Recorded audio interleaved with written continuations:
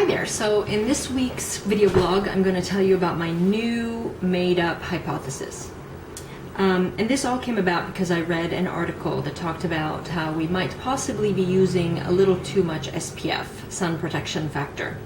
And I don't know if you've looked at SPF in the stores these days, but a lot of them are 55, 70, 85. I've seen FPF 100, which kind of makes me wonder if that would be sufficient if you were to take a trip to the surface of the sun.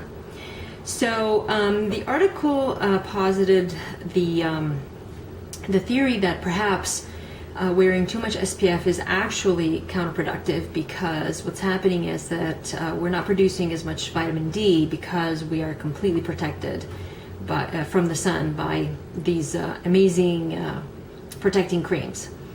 And so I thought, okay, well, I would like a little vitamin D. I think vitamin D is good. So I switched from 55, SPF 55 to 15.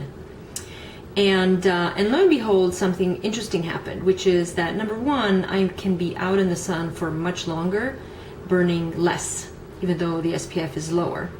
And the other thing is, of course, which I guess is predictable, is that, I don't know if you can see it, but I actually have a bit of a tan line. But anyway, but I do. You might not be able to see it, but I do.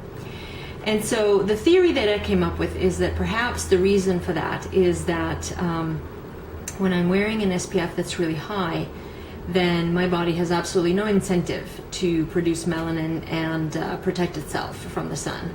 Whereas if I don't, then it's going to try to protect itself. So I tried to, strike a balance between an SPF that would protect my skin from burning, but also would allow me to get some vitamin D going and also get a little bit of a tan. And so far, so good. So I'm not by any means advocating that anybody not use SPF or that they change any of the SPF use. I'm just telling you that this is something that looks like might be working better for me.